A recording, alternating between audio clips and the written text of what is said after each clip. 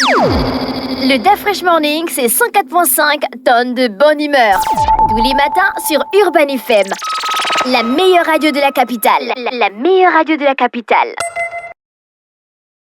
Vous êtes sur les 104.5 Urban FM, la station urbaine. On est avec Jean-Paul. Bonjour. Bonjour Dafresh. Comment tu vas ce matin? Ça va super bien. L'actualité internationale nous emmène où? On va au Conseil de sécurité des Nations Unies où hier, véritablement, on a vu une scission qui est devenue, la scission qui était apparente est devenue officielle officielle au sein du camp occidental, entre d'un côté les États-Unis et de l'autre côté l'Ukraine et ses voisins européens. Il faut savoir que donc hier, il y avait eu deux réunions. Il y avait une réunion de l'Assemblée générale des Nations unies et une réunion du Conseil de sécurité. Alors, cette réunion avait été convoquée dès la semaine dernière parce que vendredi, l'Ukraine avait déposé au niveau de l'Assemblée générale une résolution condamnant une nouvelle fois ce qu'elle qualifie d'invasion russe et appelant à ce que l'entièreté des troupes russes présentes sur son territoire se retirent et que la Russie soit condamnée pour les crimes de guerre commis sur le sol ukrainien. Alors, malheureusement pour les Ukrainiens, une fois que les Américains ont eu vent de cette résolution déposée, ils auraient dans un premier temps fait pression auprès des Ukrainiens pour les obliger à retirer cette résolution. Malheureusement pour eux, les Ukrainiens, soutenus en cela par leurs alliés européens, ont refusé le retrait de cette résolution. Et ensuite, donc cette résolution est passée à l'Assemblée générale. Elle a été votée, même si on sait que les résolutions qui sont votées au sein de l'Assemblée générale n'ont pas un pouvoir coercitif. Néanmoins, pour contrecarrer, si tu veux, cette résolution déposée par l'Ukraine, les États-Unis ont décidé de déposer eux aussi leur résolution, cette fois-ci au sein du Conseil de sécurité. Et dans cette résolution américaine, elle appelait tout simplement à une paix immédiate sans évidemment mentionner l'invasion russe de l'Ukraine, ni encore moins désigner le moindre responsable dans ce Conseil. Et il faut savoir que l'importance, pourquoi l'Ukraine a décidé de déposer cette résolution-là quelques jours avant, si tu veux, les 3 ans, l'anniversaire des 3 années de guerre face à la Russie, c'était pour essayer de redonner un poids diplomatique et un poids politique à cette condamnation-là, pour tenter d'essayer de fragiliser encore une fois de plus la Russie sur le plan diplomatique. Sauf que, comme je l'ai dit, depuis 3 semaines, les choses ont considérablement changé. Cette action de blocage initiée par les Américains, donc d'abord de tenter en tentant de les obliger à retirer cette résolution, puis ça n'a pas été obtenu puisque l'Assemblée générale va, dans les termes employés par la résolution ukrainienne, va condamner une fois de plus cette invasion russe, appeler à la souveraineté de son territoire, appeler au retrait des troupes russes de l'ensemble de l'Ukraine et d'un autre côté, appeler également à ce que la justice soit appliquée en matière de crimes de guerre perpétrés sur le sol ukrainien. Et sauf que entre l'Assemblée générale et le Conseil de sécurité, évidemment, c'est le Conseil de sécurité qui a plus de poids. C'est la raison pour laquelle les Américains ont donc décidé de saisir le Conseil de sécurité hier. Et dans leur résolution, évidemment, on a vu que la Grande-Bretagne et la France, qui sont les alliés, qui sont restés les alliés vraiment les plus proches de l'Ukraine, se sont opposés aux Américains. Et évidemment, les Américains étaient, bien entendu, alliés de la Russie. Et donc, cette résolution qui est quand même passée, parce que, évidemment, en ne mentionnant pas l'invasion russe ni en ne désignant pas de responsable, c'était, si tu veux, le texte à minima que pouvaient accepter les Européens. Les Européens aussi sont bien conscients qu'ils ne peuvent pas se laisser dans un combat purement frontal avec les États-Unis, tant l'allié américain est indispensable à l'Europe pour l'instant face à ce qu'ils considèrent comme étant la menace russe en Europe. Il faut savoir que, évidemment, par le biais de l'OTAN, l'OTAN est en réalité le bouclier militaire américain apporté aux pays européens face à une menace potentielle ou présumée que représenterait la Russie face à ces pays-là. Et donc, tant que ces pays-là sont aussi dépendants des Américains dans le cadre de l'OTAN, il serait, du point de vue des Britanniques et des Français, totalement improductif et totalement, ce serait véritablement aussi un suicide que de vouloir s'opposer également frontalement. Cependant, ils essaient de faire valoir leur désaccord en essayant, en pensant ou en espérant du moins qu'ils peuvent, du fait de l'ancienneté de l'alliance qui dure à plus de 80 ans entre l'Europe et les États-Unis, espérer qu'il pourrait y avoir une espèce de sursaut de la part des Américains et qu'ils pourraient, en quelque sorte, dans une espèce d'élan de lucidité, pourraient accepter de tenir compte quand même tenir compte des intérêts des Européens évidemment dans ce conflit entre l'Ukraine et la Russie, parce que les Européens estiment que l'Ukraine se bat pour eux. L'Ukraine est le premier rempart face à la menace russe, donc c'est le premier niveau de sécurité européen face à la Russie, et que donc si l'Ukraine tombe, eh ben, il y a un risque que d'autres pays, pour eux c'est d'abord les pays baltes, la Lettonie, l'Estonie, la Lituanie qui pourraient tomber, puis la Pologne, puis l'Allemagne, puis la France, puis les pays de l'Ouest européen. Et donc pour eux il est absolument indispensable que même dans la paix qui sera négociée entre les Américains et les Russes, il faudrait que les intérêts ukrainiens soient privilégiés au maximum pour éviter une capitulation, ce qui pourrait au moins maintenir un niveau de sécurité acceptable pour les autres pays européens, notamment ceux membres de l'OTAN. Et donc cette résolution-là, donc les Britanniques et les Français ont donc voté en faveur de la résolution déposée par les Américains, soutenue également par les Russes.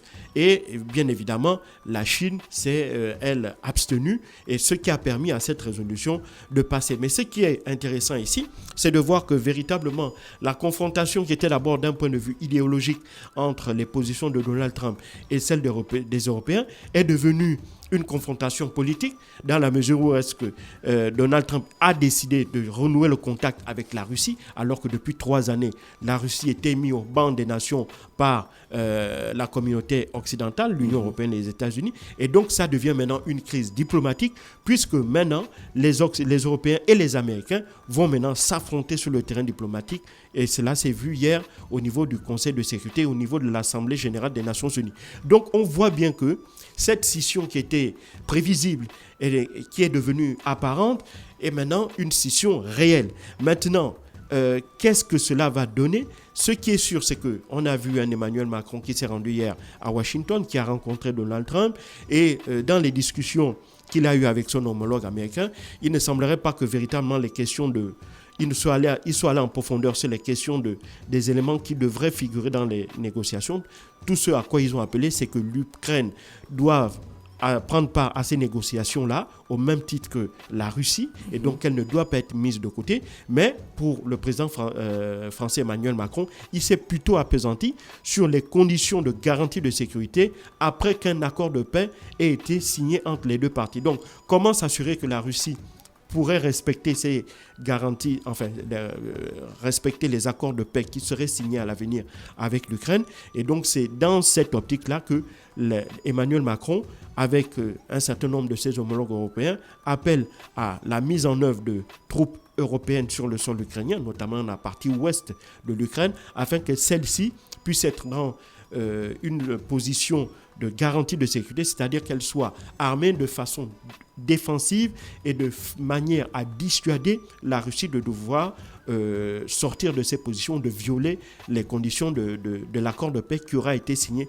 avec l'Ukraine. Mais pour l'instant, même si Donald Trump a donné son accord de principe, dans le fait qu'il n'y verrait pas d'inconvénient à ce que ce soit les Européens qui, justement, assurent cette garantie de sécurité, il n'en est pas moins sûr que les Russes ne seront pas d'accord, parce que pour les Russes, ils ne veulent voir aucun pays membre de l'OTAN au sein de cette future force armée de garantie de sécurité. Or, on sait que la France et le Royaume-Uni, ainsi que les pays baltes et la Pologne, sont membres de l'OTAN. On peut même ajouter l'Italie et l'Espagne.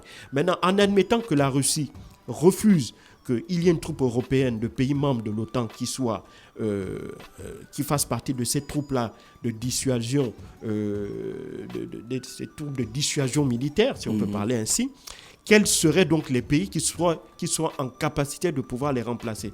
Et ces pays-là seraient-ils acceptés par l'Ukraine d'une part et acceptés également par les pays européens? Rien n'en est moins sûr. Donc on voit que aussi bien pour les questions d'une paix négociée entre l'Ukraine et la Russie, dont on ne connaît pas encore les contours en réalité, tout ce qu'on sait, c'est que Donald Trump pourrait rencontrer son homologue russe incessamment, peut-être dit cette semaine ou voire même la semaine prochaine. Ce qui est sûr, c'est que c'est imminent.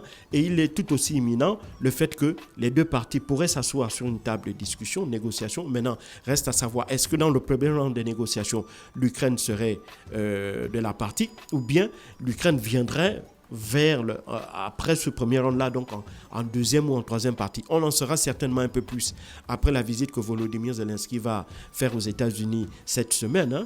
Donald Trump l'a annoncé hier qu'il va recevoir Volodymyr Zelensky. Ce n'est pas cette semaine, c'est la semaine prochaine. Jeudi, qui vient là, Keir Starmer, le Premier ministre britannique, va aussi se rendre à la Maison-Blanche pour discuter. Ils ont encore changé. Oui, c'est Keir Starmer déjà. Là, je ne suis plus. Depuis Rishi Sunak, là, Non, il a remplacé Rishi Sunak qui avait perdu les élections législatives. Mais Rishi Sunak n'a pas duré. Non, il a fait à peu près un an, un peu moins d'un an. Malheureusement pour lui, il a perdu les élections. Et donc, ce sont les travaillistes qui sont revenus au pouvoir. Les conservateurs ont perdu les élections.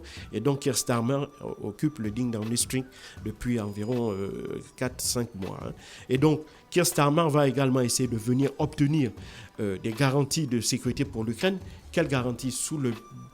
Sous forme de soutien matériel et financier, en disant aux États-Unis qu'ils ne peuvent pas unilatéralement et de manière aussi brusque se séparer de l'Ukraine, parce que cela entraînerait la capitulation immédiate de l'Ukraine et donc cela mettra en danger un peu la sécurité des autres pays européens. Enfin bref, il sera sur la même longueur d'onde, il viendra défendre avec les mêmes arguments que ceux d'Emmanuel Macron hier. Et donc ce qui est clair, c'est que aussi bien pour les conditions de négociation de paix, on ne connaît pas parce qu'en réalité, on n'a pas aussi le positionnement de la Russie.